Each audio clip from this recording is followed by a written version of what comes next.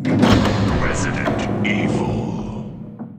Hello family, my name is Chris, I am your home gamer dad, and welcome back to Resident Evil, the board game. Last time we had a very unique mission on our hands as Jill and Rebecca explored around the basement in 2 different areas, working their way cooperatively, opening and closing different areas in order to finally meet back up together, all while being pursued by one dangerous zombie, the explosive Joseph Forrest, I believe his name is, that died within the original game, and then of course came back as a special game mode later on called One Dangerous Zombie. If you shot him at all, the whole thing would explode because he was loaded with dynamite. It was wild. I did not mention in that last one though that he is found within the director's cut. I know I put it on the screen at one point, but figured I'd just let anybody out there that's just curious on where that particular game mode is, where that model is, things like that are. It's all within the director's cut. Now, for this particular episode, we're going to do, once again, a different style of game mode. Rather than running around with 2 characters, I'm going to show you guys how true solo, one character through this whole thing works. And it's really not that different at all. If anything, it goes even faster because you only have one person. Just keep in mind there are certain missions that you cannot do true solo with. And of course, the book will tell you about that as you go along. Who's going to be running around this area? I will show you that after we read about our area, which happens to be first floor, East C. Now you can access the remaining locked rooms. You have free run of the mansion, or at least at first you thought so. From what clues you found, it seems the item you're looking for awaits in the East office, behind the door with the engraved emblem on it. Yet your newfound key won't turn in this lock, and once more you find yourself frantically searching through the surrounding rooms for a solution to this new puzzle. One eye always watching the shadows. Your new adversaries are far more dangerous than those you faced before, evidenced by both their animal cunning and unbridled ferocity. Objective: in this scenario, the characters must find an important item in order to progress. If the item C card for the scenario has been collected and each character is on the same tile, the players can choose to successfully complete the scenario at any time. If there are any enemies on the same tile as the characters in the scenario, we've seen this before. Skip step 6 during the end phase, yay. There are special rules for the Emblem office, and the first time a character is placed in the same square as the narrative token, you discard the token and read the following event description aloud. I will do that and explain the puzzle once we get there. Card decks. There's a lot being added to every deck. So first, the narrative deck. If the player has not already done so during the campaign, shuffle the 1, 2, and 3 narrative cards into the narrative deck at the start of the scenario. We've done that already missions ago. Tension deck. Shuffle the number 11 tension card into the tension deck at the start of the scenario. Encounter card. Shuffle the number 7 encounter card into the encounter deck at the start of the scenario. Item A deck. Shuffle the number 4 item A card into the item A deck at the start of the scenario. Ooh, a new item A, you say. And the B deck is comprised of the emblem key, the old key, the solution, and the wind crest. There are 5 exploration cards for this mission, and normally there wouldn't be anything extra at the end of it. You just get another C item card, which we really need, and it's our last one. But because we are using the Into the Darkness expansion, first floor EC scenario completed. After successfully completing the scenario, add Garden C scenario card to the map. Okay, so we're just gonna come right on over here and meet our solo runner, Brad Vickers. Brad has helped us a whole lot throughout the course of this game. He has done multiple missions. He has done found ways out and items and all kinds of crazy stuff. But normally the way I worked with him is he's using this card where he's in reserve only. You're not supposed to change these cards around unless specified, but for this particular situation, I'm going to do it because it's fun. It makes for an interesting story, as I like to do with this whole thing. And I think Brad needs a little bit of a, redemption of sort in order to break him of his Chickenheart, a nickname, which, by the way, is part of his special abilities. Now, I have both of Brad's cards here. I have regular Brad and I do have advanced Brad. The only reason we technically advanced him already, so I should only be using this card, but these don't really help when it comes to him running around by himself. So we're going to just pretend for right now that Brad is regular Brad. Maybe he advances later on in the middle of it. We will find out. There is a particular scenario where I will use one of the Brad abilities, but for right now, we're just going to use his base stats, which are 2 dodge, 6 inventory items, 2 kerosene, which you may notice something a little different here, but I'll explain that in a moment. He also has escape artist. If Brad is hit by an enemy attack, after resolving the attack, he can be placed in an adjacent square, getting him out of the way. Then he has Chickenheart, of course. Once per turn, Brad can reroll a failed evade roll. That is amazing. The advanced Brad, which I never really went over when I got him, so we might as well do it now. He has the same stats as above. He also has reconnaissance. If a character completes a mission, which is what he's going to be doing, by the way, draw 3 cards from the tension deck, return each of these cards to the top or bottom of the deck in any order you choose. Fantastic. He also has Hack the System, which again, if Brad is in reserve, which he's going to be going forward, and an encounter card with the star symbol is drawn, you can open or close a non-locked door. Going forward, Brad's always going to be in this mode. So anything that I had before from his reserve only card, it's just going to be completely ignored. He will not have those abilities. This is going to be the big one now because this entire solo mission of Brad is going to give him the confidence to just break out of his shell and really, really become part of the team, helping them out as he should. Now, you may notice here I said he had 2 kerosene and 6 inventory slots. This is solo mode. In solo mode, you just basically make the following adjustments as we have right up on here. First things first, within the first thing, you're going to see that you're going to reduce the health of various bosses that you go by 2 by 10. This is Tyrant, Second Encounter you're on, Plant 42, and Black Tiger. That is all of the bosses in the game that you can deal damage to.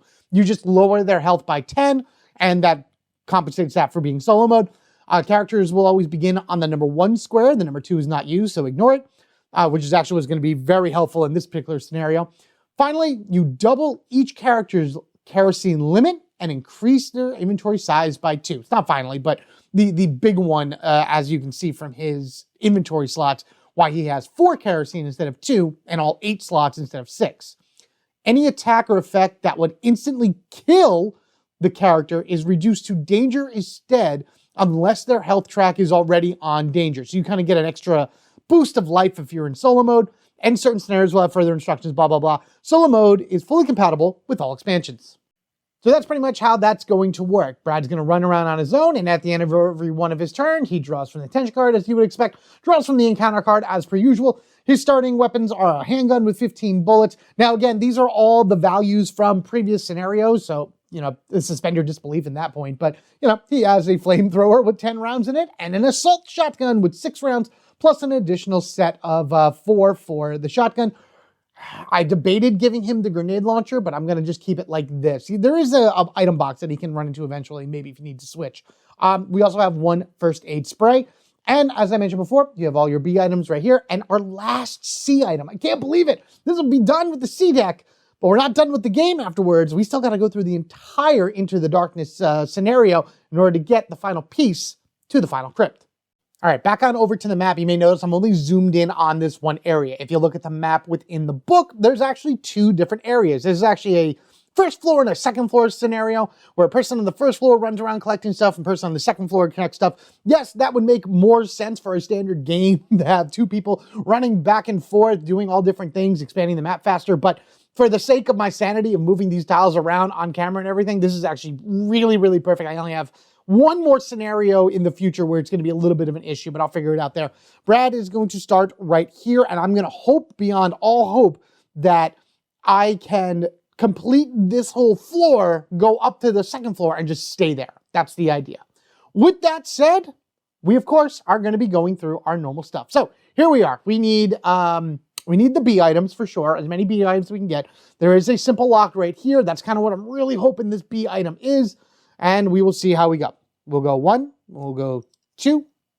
And yes, I'm going to enter for 3 and do an initial triple pull with 1 turn left. Let's see what we get. We starting strong or we starting terrible? First things first, 2 zombies. All right. I'm going to put, again, the discard pile for this off the side. All of this is going to be discard for the tension deck, and any of the specialty tension cards are going to go there. So 2 zombies, pull number 1. Another single zombie, pull number 2. And pull number 3 are some crows. Okay, I mean, the flamethrower should be able to handle all of them, but that could have been worse. Okay, so we know that, okay, so there's the other spot. So we know that it's a zombie, that's 1, 2 zombies, and then another single zombie, and then the crows. Remember, the crows are attracted by noise. So if I make a shot, the crows are gonna come at me. I think what I am gonna do for my 4th turn is just back up 1 and kind of lead them towards me. So they'll shamble forward 1, you'll shamble forward 1 as well, and then I'll figure out how to get in there a little bit later. Well, really, it's the next turn because Brad's just gonna keep going. But regardless, at the end, we always have a draw. Now, we have done that. Let's go ahead and knock this down 1 and flame broil them in front of us. All right, here we go. Action number 1, flaming right in front of us. Burn, baby, burn, burn, burn, burning. Okay, so with that said, the 2 zombies in front of us are burned to a crisp. That 1 zombie then moves into the spot, and the crows, because we're linked, actually are in the exact same spot as that zombie. So action number 2, let's go ahead and flame that spot. Oh, goodness. Okay, I thought we missed it for a second. There we go. Okay, that's enough that we need. 1 hits the whole thing, 2 flame rounds used. Burn the spot. Burn it, burn it, burn it. All right, that's enough editing. Thank you so much. I'm not going to do the other 2. So again, burn that spot for 1 action. They're gone. You would have moved up 1, and you guys would have actually flown into there. Perfect 1 spot angle for a 2nd flame. Burn, burn, burn, burn, burn, and gone. I told you I wasn't going to do that, but that's okay. All right. Now that everything's cleared out, 3, 4, and on our way to that B item. Let's see what we got. Boom. Shattering glass. Draw an additional tension card and spawn a Cerberus on the active tile. Oh boy. I'm going to put it right here because I feel like putting it right there next to Brad, not on the B spot. I could choose. It's in either one. This would probably be the worst place to put it, but I'm going to put it there. Mainly because I got to draw another tension card, which is cornered. And I don't think that's going to really do anything. Locate the closest tile to the active character where there's no characters. Remove the enemy. Nope, everyone is with me. The dog is already there. You know what? Let's have the dog run up and protect the B item. We'll use that to satisfy a cornered condition. Okay, well, now it's Brad's turn again. I'll just continue using the flame. Well, let's use our pistol. We have 15 shots. We should be able to get this thing. I don't want to go crazy with the flame rounds already because that's actually probably my primary weapon going forward. Ah, ha, ha, yes, yes, yes, yes, yes, yes. Boom, boom, boom, down goes the doggy. Pop, pop, pop, and away he goes. Fantastic. All right, so that was action number 1. 2, pick up for 3 and 4 as we make our way back out. All right, come on. There's 1 in 4 chance here. Heart of the cards, right? Okay, sweet. Oh my goodness, thank goodness. Oh, I didn't really want to come back down here at all. Oh, the fate sheds upon me.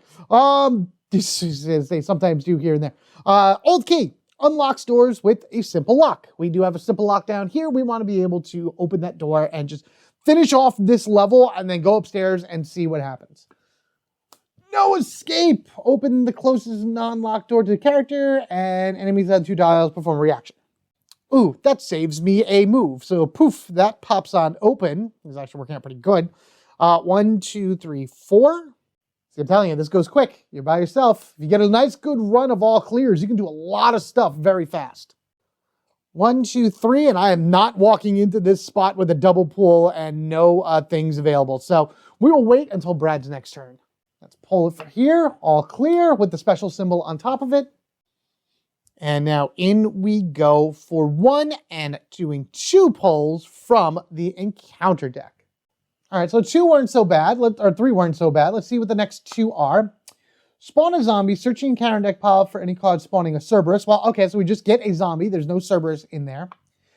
And 2 more. Wow, Brad, you're just zombie. Here's one of us, I mean, if you know, you know, right? All right, I'm just checking to see where my stuff is. We'll go 1, we'll go 2, we'll go 3. All right, so I know for a fact that no matter what I do, these guys are going to come into my spot. Maybe what I'll do then, I moved for 1. I'm going to back up for 2, and then I'm going to flame this side, and then these guys will move down, and then I'll flame that, because otherwise that he would have moved into my spot. So yeah, that's what we're going to do. I don't want to use the assault shotgun yet, even though I have them. I know there's going to be bigger things coming at me soon. All right, good. So that's one flame shot for the person next to me. They're done. The two move in.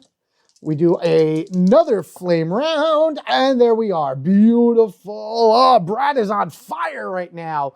So, famous last words, right? La la la lava, chicken, fire, and then these guys come on in, and then burn away. Yes, Brad, chicken jockey, Vickers, or whatever you want to call it. But my son has been watching a lot of the Minecraft movie, which is not that bad of a movie overall. Like, I don't know anything about Minecraft, or at least very little, but I really enjoy watching the movie with him. It's a lot of fun. Anyway, what did I do? I did move in for one, back up for two, burn, and burn, so I don't even have a turn to pick up this A item. At least not yet. Forbidden Echoes. Or foreboding. I'm sorry, foreboding. Place this card next to the characters, next to the next unexplored tile. When this tile encounter token is removed, draw an additional encounter card, then discard this card.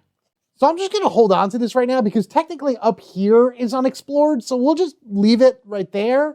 And whatever I pull here, it's that +1. All right, so I think what I'm going to do is we're going to open this up we're going to take this A item first and see what we get. It might be kerosene, so I could use that actually. All right, here we go. Blip. It is a red herb. So he gets a red herb in his inventory. But we are going to move to the locked door with number 2, number 3, and then we will go ahead, he's facing the wrong way, and use the simple lock key, blip, blip, blip, take that out of his inventory in order to open up the door for action number 4. We've used it, so that's out, so that's good. That gives us some 2 more spaces to see what else could possibly be there. End of turn. Reanimated. Locate the closest corpse in reanimate. Nope, there's no corpses on the board, at least not yet. And again, as the way I've always been playing this, and I will mention it every single time situations like this happen, I don't play with the rule where when you flip over a card and you can't resolve it, then you have to resolve the next 2 cards. I don't like that rule. I think that goes it's counterintuitive to what you want to do with the game personally to me.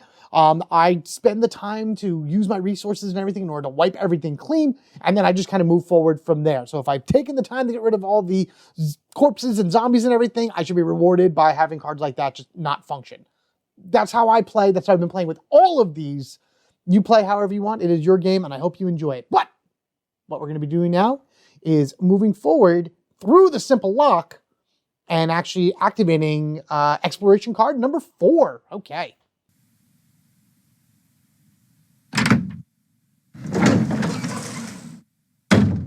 All right, a little bit of a breather right here, apparently. No pulls whatsoever. I think I should have said like that foreboding echoes because I had 2 rooms that I was going to be walking into. The first one that had any pulls required for it. Because I don't know if the next one has any pulls.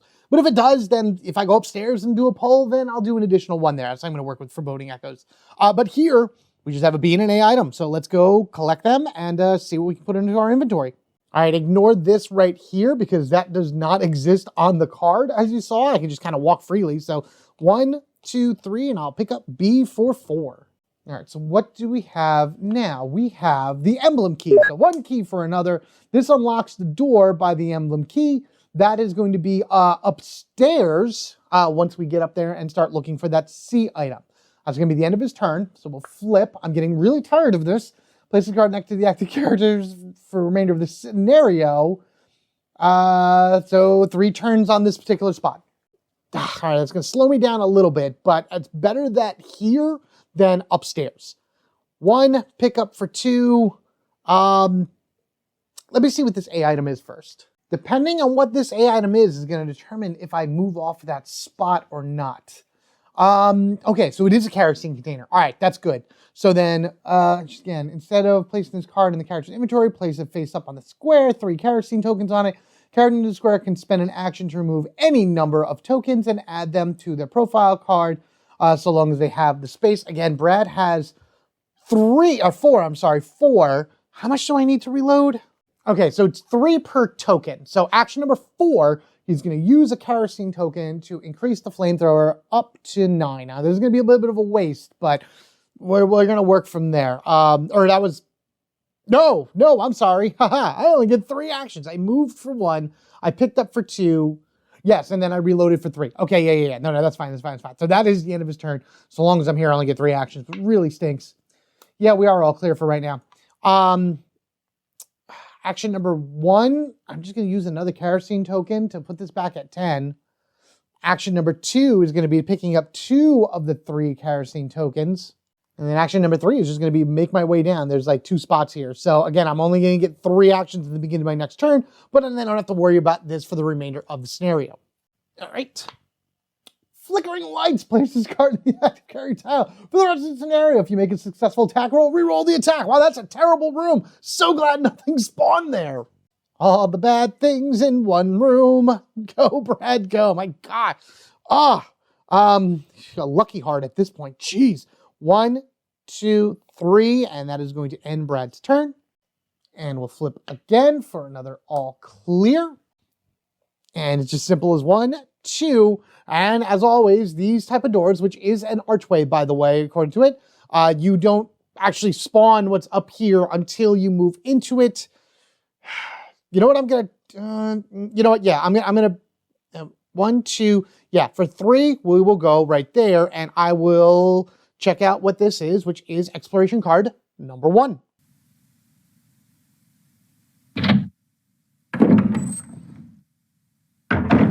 Huh, so what's the point of this hallway? Like, it goes down, it ends in a dead end. I guess if you really needed the A item, you could run down in order to grab it, but honestly, I'm just gonna leave it.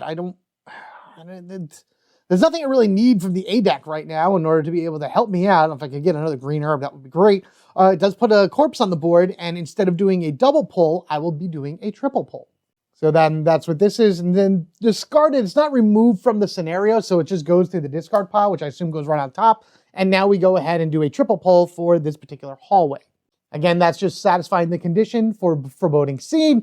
This has been an awful first floor, by the way, between that one room that could have been the worst thing for Brad ever if anything had spawned, plus this hallway now with 3 pulls. Oh boy.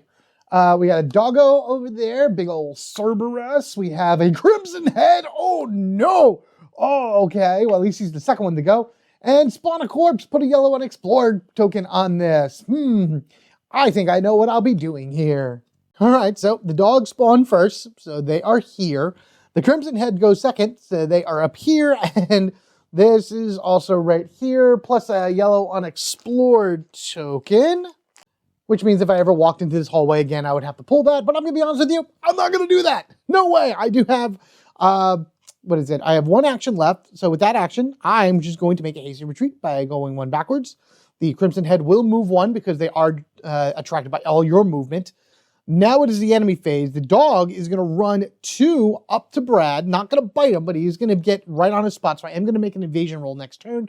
And the crimson head moves 1. My goal is to get to those stairs and get up to the 2nd floor because enemies will not follow you to other floors. It's a little bit of a fun thing that you can use if you're in a unique situation. Respite.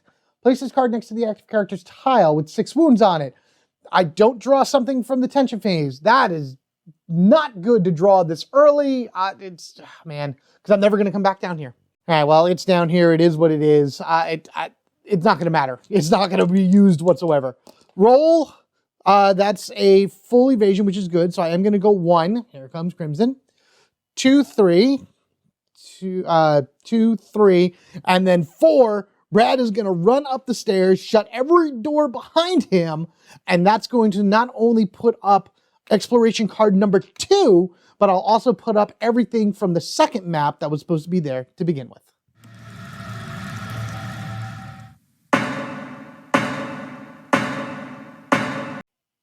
All right, so while looking at this, you kind of have to orientate it going upwards, so the S is all the way at the top. And of course, we start down to the bottom where the number 1 in the ladder sign is. We will have to do a double pull immediately because we're in this room, and I believe that's the end of our turn as well. Yes, it is actually.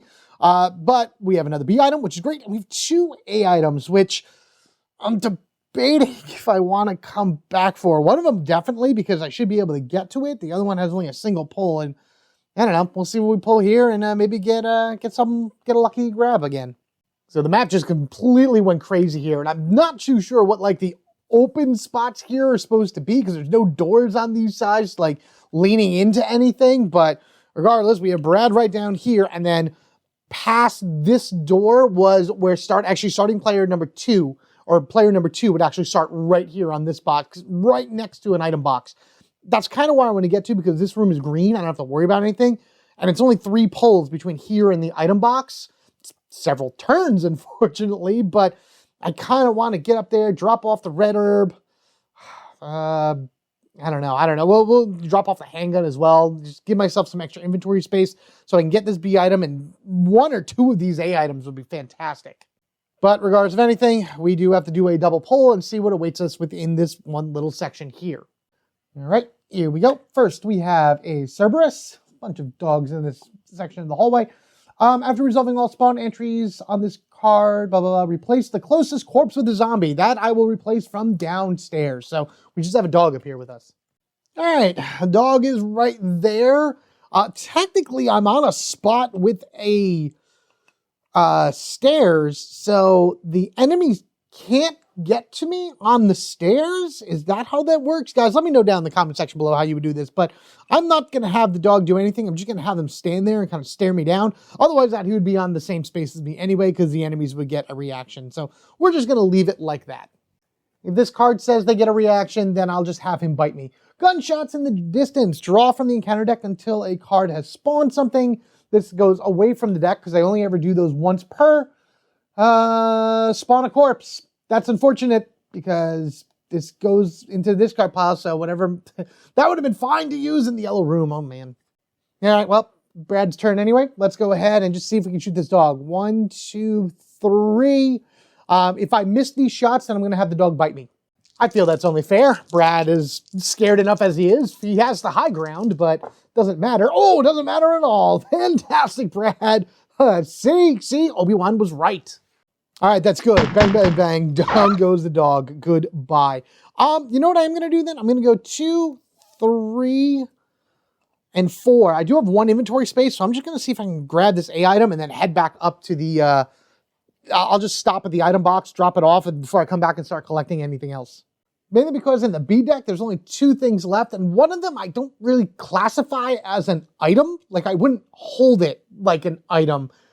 Maybe I would, but it's a file. I don't know. We'll figure that out when we get there. Virulent Blood places card next to the attention deck with 6 wound tokens.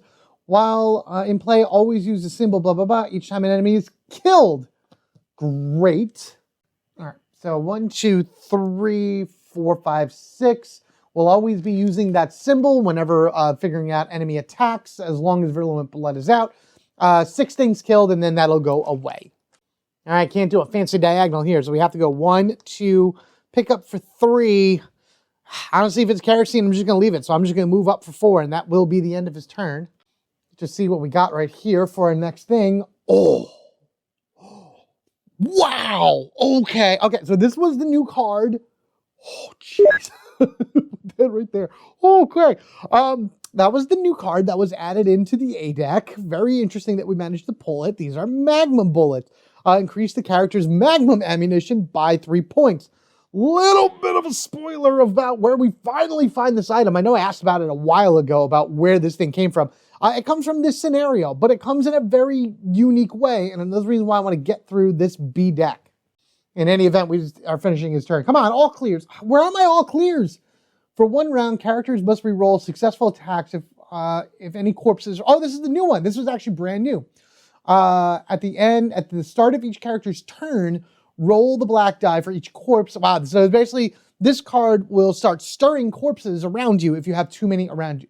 Good thing is, we don't have to worry about that, as there are no corpses around us. So, 1, 2, 3, 4. We'll end our turn. Now I wish I had respite, just so I didn't have to do all that. All clear. Yeah, 1, 2. Kick this open for 3. And then I'm going to move forward for 4, just so I don't have to deal with that later. I'll come back into that room, once I'm done up here. But for right now, we'll just have that open, and I'll go to the item box and then come on back. Feels like just the game. Got to do a sidetrack over to the item box. Replace the closest non-locked door with an archway, then remove this card for the rest of the scenario. Spawn a zombie in one of the squares connecting the archway. We are not in the skull, so that's good, but that's fun. Knock, knock, knock. Who's there? May we tell you about our Lord and Savior, the tyrant? What? What are you talking about? Ah, smash it. Bah. Oh, no. We're just going to flame him. We're going to flame him. He's coming here trying to flame us with his trolling statements. We're going to go right back at him with some breath of fire. We don't want your silly pamphlets. There goes one. It's all right. I hit them anyway. I would have hit him twice. Fantastic. As the one dice went out of the tray. This is what I think of solicitors. Back you go, fiend. All right. So that was action number 1. What a weird episode this is going to be. Action number 2, moving into here for a single yellow pull. Actually, we killed somebody, so that's gone as well. I also haven't recorded in about 3 weeks, so I'm having a lot of fun with this one. Discard without effect. Fantastic. Okay, 3 and open for 4, and then on next turn, I'll get here and open up the item box. So Brad gets an all clear. Well, I'm just going to move them right now. 1, 2, 3, 4, and boom, opening the item box. Honestly, I'm just going to drop in the Magnum bullets and the red herb just to get them out of my inventory. The emblem key is going to be needed, so that will stay there. I don't need any health items. I'm not swapping anything else out. I probably should just drop off my handgun as well, leave with my flamethrower and my assault shotgun, just because, you know what? Yeah, I'm going to do that. I'm going to drop off my handgun as well. And I'm also going to take out a dagger. So I'm going to replace my handgun with a dagger. But the red herb and the magnum bullets are going back into the box. Magnum bullets and handgun. That's what I meant. Sorry, I think I said that the wrong way. Move those over here. Nice defensive item right there. And then the emblem key for Brad whenever he needs it. Now, we finished that. Waterlog. So anything on this tile can't be burned with my lighter, which I don't even have, by the way. It's all about the flamethrower. All right, so just for the sake of it, I'm going to put the flooded token on here anyway. It is what it is. Think I'm just going to head on over that way and open that up. I know I need... Do I just get this B item now? Let's go for that B item now. 1, 2, 3, 4, and that ends his turn. Can I please just get a series of all clears? That would be great. Mission update. Draw a mission card. Well, that's happening. All right, let's see what we do here for this particular mission. Hiya! Searching for survivors. Place this card to one side of the play area with the assigned character next to it. For the rest of the scenario, if an encounter card with the star symbol is drawn, draw a card from the survivor deck and place it. Then remove this card from the game. For the rest of the turn, blah, blah, blah. Draw a card from the survivor deck. Okay, so if I happen to find... okay, well, honestly, I'm just going to do this. We're going to put Brad right here. Boom. Searching for survivors. That just goes right there. That's going to be it for the rest of the game, by the way. If I happen to draw a card with the star symbols on it, then I will get a new member added to my team, which is going to be great as we go into the darkness. I could use them for something else. I only have 2 other people, 3 technically, but really 2 that I would like to take. So yeah, we'll go with that, sure. I wouldn't really count that as a completed mission, so we're not going to activate his other thing. But for right now, we're going to go 1, 2... Do I jump in on 3 with doing a triple pull? Wow, okay. Maybe I don't. Maybe I just take this time though to wait. Yeah, I'm gonna do that. Now we're just gonna wait. All right, so we got it all clear. All right, how many other? We've gotten a lot of yellows. Oh, geez, a lot of bad things so far has happened in this. All right, now we're just gonna go 1, and we're gonna pull 3. That hopefully be enough to get rid of. Well, it won't get rid of virulent blood, but get it down quite a bit. Unless I happen to pull the safe room card, which would be fantastic. Got another dog. Okay, that's a 3rd dog. Great. After resolving all spawn entry cards, replace the closest corpse with a zombie. So there's no more corpses down on the bottom, but there are 2 zombies down there. And locate the closest tile to the active character that contains one or more enemies and at least one unlocked door. Open one locked door. Well, no, all the doors are going to get unlocked. So, wow, for a triple pull, that was not that bad at all. So dog goes here, and then down on the first floor, the second corpse has now become a zombie. So, huzzah! We've moved in for one. I'll just turn, and I'm going to fire. Oh, no, I don't have my handgun. Haha, flamethrower it is. Thank you.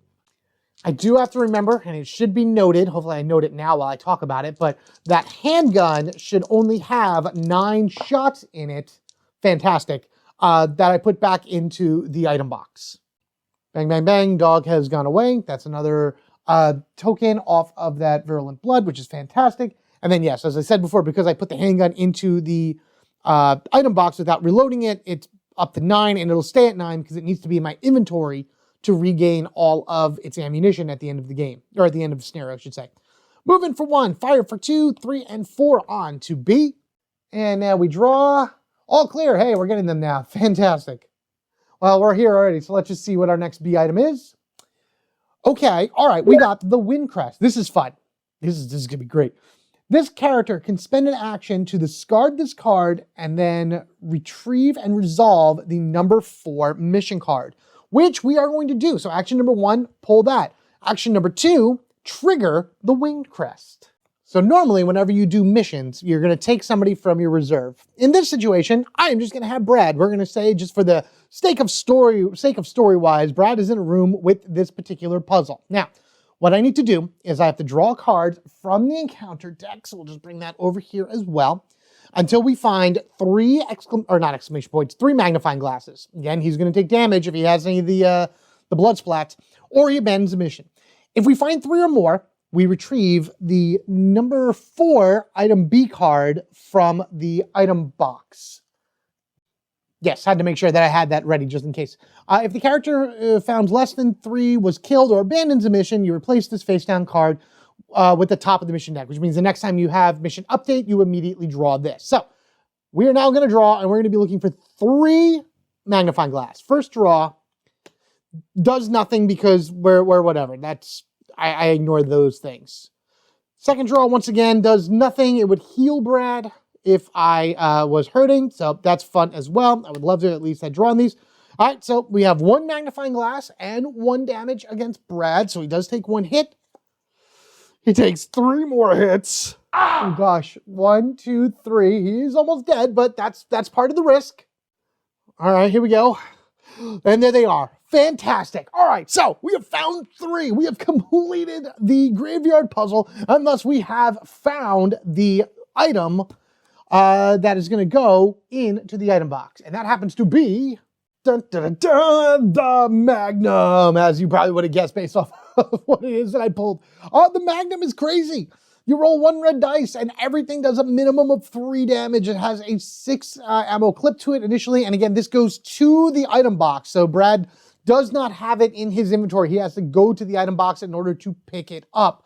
That is insane. That is awesome. He did it.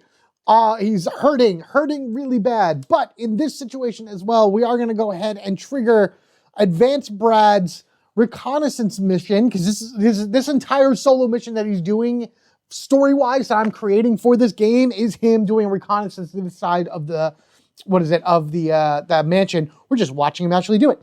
And it's simple. It's just drawing the top 3 cards and then returning them back to any order on the top or the bottom. I'm going to ignore hack the system because I figure that's more of a standing, like he may have found some place to sit down and do that, so that's not going to matter for this. But going forward, we do have the rest here. So we're going to draw these next 3. Supply cache, each time an enemy is killed or corpse. All right, that's fun. Drag shackles. Oh, you go on the bottom. No, Lisa, no. Oh my goodness. And an all clear. That gets me a nice A item. Do I want to just throw that down right now? Because I can work with that with virulent blood. All right, yeah, let's do that. So, Lisa, you go to the bottom, girl. Don't have to worry about you unless I draw you from the encounter deck. You guys go here, and that goes here. That, my friends, was awesome. That was amazing. And it was even better, as I have 2 actions left. So with that said, we have completed that. We have gained a very, very useful item for the future. 1, 2, ending turn. We know that it's the supply cache. cash, whatever you want to call it. So let's see, 5 wounds, 5 wound tokens on it. If I clear all 5 wound tokens, then Brad gets a free A item, even if his inventory is full, because then it would go to the, the item box. Okay, but before we do anything else, I think I should do is use my first aid spray. So action number 1, we're going to be using, this is the A item, first aid spray, by the way, so we'll get shuffled back into there. Use that in order to go 1, 2, 3, and bring him back up to fine. Yes, I am now healthless, but we will go from there. And I thought about going back down that way in order to get the A item from there, but I'm going to ignore it because I don't really want to do that pull. That was action number 1, 2, 3, 4, moving ourselves up this way. All right, we know this should be an all clear, right? Yes. So with that said, I have moved the map around, kind of moving it down this way, opening up this side area because we're going to come up over here. 1, 2, we're going to move this open for 3, but before I walk in, I am going to wait. I'll definitely pick up that A item that's up there. Oh, fantastic. Because I have the inventory space. I have the emblem key to open up. Yeah, we'll do that. See what's down over this area. So for action number 1, we will move on in and we will draw 2 from the encounter deck. All right, first pull. Spawn a zombie in the active character square. Oh, hi, you. How you doing? That's going to be terrible. Place a yellow unexplored token on this tile. However, look, there's the star symbol. Remember, searching for survivors for the rest of the scenario. If an encounter card with that symbol is drawn, draw a card from the survivor deck. Hold on. We're taking this one. I only have a few cards that I really want to add in, and this is, I'm going to probably find a lot of these guys as I go along. So who we are adding to our supply is, and this is going to be appropriate for going into the next set of missions, Enrico Marini? Marini, is that who you are? Yep, keep your guard up. When an encounter card with that symbol is drawn until the start of Enrico's next turn, each character can re-roll failed evade rolls. That's fantastic. And veteran, if Enrico is assigned to a mission, he can shuffle the first encounter card he draws back into the deck without resolving the effects. Oh man, that is so awesome. I love it. Keeps him from dying then. So with that said, Enrico is part of our team, and this is also done, and we get a single zombie. So a zombie just right in front of us out of absolute nowhere. Fire reaction. There we go. The other dice went so far away. All right, so action number 1 walked in. The zombies shocked Brad beyond gave him a chicken heart attack, and then he just burnt him to a fiery crisp. So you are now gone. I can remove all that from the other 2 cards. 3, pick up for 4. Oh, this better be an herb. We will find out, Brad. We'll take 1 from the supply cache, we'll take 1 from the virulent blood, and we'll take 1 from you. Hey, it's a green herb. Cool, fantastic. Put that in there.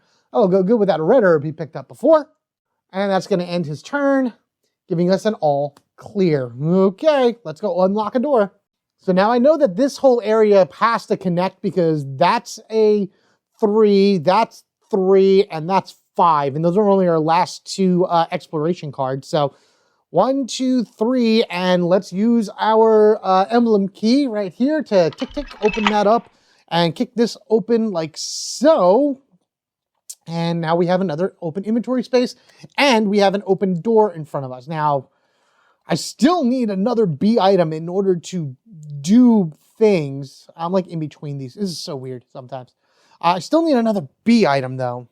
Got to figure out how I want to, where do I want to go? Kind of all clear. You know what? Let's do 3. Let's do 3. Just because I feel like there's more up and around this way, and because this door and this door connects, we'll just see what the last part of the map is. Go there, clear it out, and then I'm pretty sure this is our safe haven right here. So action number 1, walking through this archway right here and activating encounter card number 3.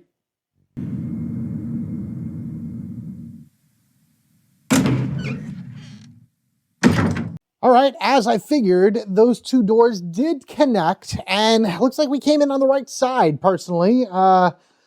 We were able to get up this way, and we're only going to need to pull 1 yellow, which is nice, but we are going to have to go in that room for a triple pull. I'm just glad that I have enough ammunition and everything on me in order to be able to do something about it. We'll grab the A item, we'll grab the B item, and then we will work on getting ourselves out of here. All right, so we had move number 1 that moved us from here up there. Let's go ahead and draw our encounter card with 3 more actions afterwards. And in this hallway, we happen to find snakes. We have one thing of snakes, and they're literally right in front of us. Problem is we have this virulent blood in front of us, so they are going to attack us. And that symbol, let me just look at the snake thing. Hold on, let me just look. Yep, they would poison me. They would absolutely poison me if they hit, and they have a range of 1, so they would totally hit. So what we're gonna do then is right where we are, let's go ahead and flamethrow them because they do show up right in front of us. Burn the snakes, burn the snakes, burn the snakes, barely burn the snakes, whatever, they're gone. That's all that matters. Short-lived drop, but snakes! Snakes, burning snakes, no more snakes. And that, as they say, is that. 1, attack for 2, 3, 4. Fantastic. 1 more enemy to go to get rid of that thing, which is great. A few more to go for that one, and we have an all clear with the same symbol on it, which I believe that if this, well, no, it says for all symbols, so even if this was that, like, upgraded one, the one above it, then I think that would, supersede this one because it was a higher level, right? Is that how that works? I don't know. Whatever. Let's keep going. Here we go. 1, 2, 3, and that's actually perfect. We can open the door for 4, and then on his next turn, walk on in and deal with what we have to deal with. We are on a biohazard symbol right there, so the majority of things are going to spawn right there, which is kind of far away. Ugh. Maybe then we start bringing out the shotgun in order to blow things up. All right. All clear. That's kind of, it's fine. I'm fine that that's all clear, honestly, but kind of was hoping like to something, I don't know why. Moving on in for 1. Now we draw 3 from the encounter deck. Just going right along here. After resolving all spawn entry points, discard this card, replace the closest corpse with a crimson head. So far, there's no corpses. We haven't drawn all 3 yet. After resolving all spawn entry points, each enemy on this tile and the link tile performs a reaction. Okay. A hunter! All right. So, good news, we don't have to deal with a crimson head. Hooray! Bad news, we have to deal with a hunter. And after resolving all things, each enemy on this tile performs a reaction. Okay, so he's on me. He is on me. Oh my goodness. Okay, so here comes the hunter right here. We have done this. That card gives him a reaction. So he's going to go 1, 2. He is on my spot. He doesn't get an attack. It's just a base reaction to like kind of move himself closer to me. But if he survives, according to this card of his, he's going to do a 3 damage attack. Oh my goodness, that's awful. Hunters have 3 health and I have 2 actions left. It's time for our assault shotgun to do its thing. Fire number 1, boom, boom. That's 2 damage to the hunter. Action number 4, technically, because that was 3. Come on, come on, come on. There it is. Ooh, he missed the second shot, but that's okay. Boom, boom, boom. Oh, away it goes. Shaboom, shaboom, shabang. All the firing shots, and away goes the hunter. My goodness, that could have been awful if he stuck around. All right, well, that's done then. So you are out of the game, which is great, and that is done as well. Just gotta move along from there. We finished up Brad's turn. Murder of crows. Each character must pass a small evasion. Each other character. So he just needs to pass a small evasion. We'll do that right here, which he does pass as well. All right. Now then, we're going to go 1, pick up for 2, 3, pick up for 4, and grab all of the items within this room in one fell swoop. See, this is what I mean. This is what Brad does. He just looks around for things and sends it to people like a good scout should. So makes sense that he does all of the things on his own. We'll start with A, kerosene container. So he didn't actually pick up anything. It's just kerosene there. But maybe I'll reload the assault shotgun. Yeah, we'll leave it for right now because I wanted to grab this B item. This is the solution. This is a key item, which I guess does go into your inventory because it is the equip card. And basically, it is the answer to a puzzle that we will be doing in order to be able to get our C item. So, with that said, that is the end of Brad's turn. That is 4. Clear. We're going to move 1 back to the corner where there are 3, 3 of these. Yeah, we're going to do that. We're going to spend 1, 2 actions. So that's action number 3 to put this back up to 10. And then Action number 4. Yeah, fine. He'll just pick them up. Because I may need the flamethrower again for something later. So that's fine. Pick those up. He's fine. Good to go. Flip. Deadly Rasp. What am I doing? Where are things coming from? We're not in that, but at least we draw one single encounter card. Spot a corpse. Cool. Just a single corpse here. Fine. All right, so we're going to put the corpse right there, guys. It's the closest biohazard symbol. Next turn, 1. Step lightly, Brad. Good. 2. Close the door for 3 because there is a chance that he could get up. 4. Yeah, smart move there, Brad. Good thinking there, Chickenheart.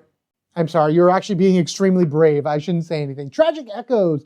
Locates the closest zombie to the character. Plays an A item. All right, so I'm going to put an A item underneath that corpse. Sure. This way, when he stands up, he'll have something to show for it. Fun and fantastic. 1, 2, 3, 4. All right. Flip. Keeper's Diary. Next time a character makes a search action, I'm just going to leave that right here. I don't think I'm going to make another search action, but it's a good time for this to come out because reaching the end of it. All right. 1, 2. Exploration card number 5.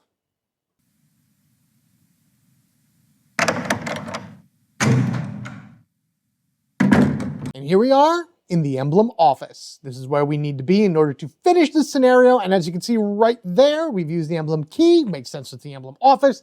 And of course, we have our special rules. This is the narrative event for the room. A small jewelry box sits atop a table before you, a row of metal crests glinting along the top edge. After a quick glance around for foes, you tilt the box in search of a way to open it, but are dismayed to hear a clattering sound as the crest falls out of the box and lands heavily on the floor. No matter how you slot them back in, it doesn't seem to work. There is an inscription along the back though. It might be a clue. When the sun sets in the west and the moon rises in the east, skies will begin to appear in the skies and wind. Sadly, the rest is scuffed and unintelligible. You'll just have to search for more clues. Shuffle the puzzle cards and deal them face up in a row on the puzzle track. A character on this tile can spend an action to reorder any number of puzzle cards on the track. If the cards are placed in the same order as shown on the solution item card, draw the top card of the C deck. And that, my friends, is where the solution comes into play, because it's the rest of that blurb. When the sun sets in the west and the moon rises in the east, stars will begin to appear in the sky and the wind will blow towards the ground. The Pandora's box will open. I guess you can kind of figure it out like that, but ideally, it would want you to put these in I think they're all upside down. Whatever, let's just flip them over. You would shuffle them and you would put them in some random order and you could attempt to figure out how it goes. But what's crazy is even if you know this isn't like the video game where it's if you know the solution to the puzzle, you just can bypass it. You need to find the solution card in order for this to work. And when you use an action, it says you can rearrange them any way you want. So if this isn't in any order at all, I could just use a reaction to do this. Or an action to do this. Oh, look at that. Boom, boom, boom, boom, boom. And there you have it, everybody. That is the answer to the puzzle. That's the answer. And because we have had the answer, we're now able to activate our final C item of the game, which is a stone and metal object. Ooh, we have a metal object. I'm sorry, we have the stone. We have the metal stone that we got from the item deck, from the item C deck. It's at the end of the Into the Darkness expansion that we will find the metal object, combine them together, and that is how we enter Crypts B. But with that said, we can now say we have finished this scenario. Brad has done a lot of exploring. He's going to close the door behind him. He is going to take a nap on the bed over here and think about all of the craziness that he has avoided in his solo mission. Good job, Brad. Good job. All right, end phase time. As far as our mansion danger level goes, we go from 8 to 9. There are several bosses coming up where this will be able to reduce, so I'm not worried about it getting to red at all unless something really bad happens. 5 or more corpses in play? Nope, there is 1 because a bunch of those corpses ended up getting up at some point, so we're fine with that. 5 or more zombies in play? Nope, only 2. Yep, 2, because I did my due diligence to get rid of them. Again, I don't count Crimson Heads as part of that, so it's just zombies and corpses. That's all you got to worry about. And then as far as over here goes, this is obviously done. We don't have to worry about that. We never got the supply cache, which is fine. I don't really care. All that goes back. Weapon-wise, the assault shotgun goes back up to 6, which is nice. So we got that full. The flamethrower is already at 10. Now I wish I had the grenade launcher on me in order to be able to do it, but I wouldn't be able to hold everything. This actually would have went right to the item box if I had the grenade launcher, but yeah, man, wish I had the grenade launcher to gain 2 more shells on it just to have it. But there you have it, everybody. We didn't use anybody else. It was solo Brad straight through. Going forward, we didn't use any of his special abilities either, which is fine by me. I'd rather just keep it that way. Advanced Brad will be the one that we have to deal with. And now if he goes on missions, we can do that. And of course, if we ever draw the star symbol, we can just kind of open or shut doors as we please through the hacking abilities. New to me, Brad. New to me. Let's head on over to our mansion map and finish this up. I've actually had it on the last 2 scenarios, not realizing that it wasn't time for that. But now that we have officially beaten First Floor EC, we can now add Garden C to the map. We do have the battery, so this now gets unlocked. Cha-cha-ching. And this is going to make our way down into the caverns that are below the mansion. And that's going to be like, I think it's like 1, 2, 3 or so, or maybe 1, 2, 3, 4, 5. I don't know. There's a bunch of missions that we got to do around here within the caves. 3 of them. There's 3, A, B, and C. One of them is a boss fight, by the way, so that's going to be fun.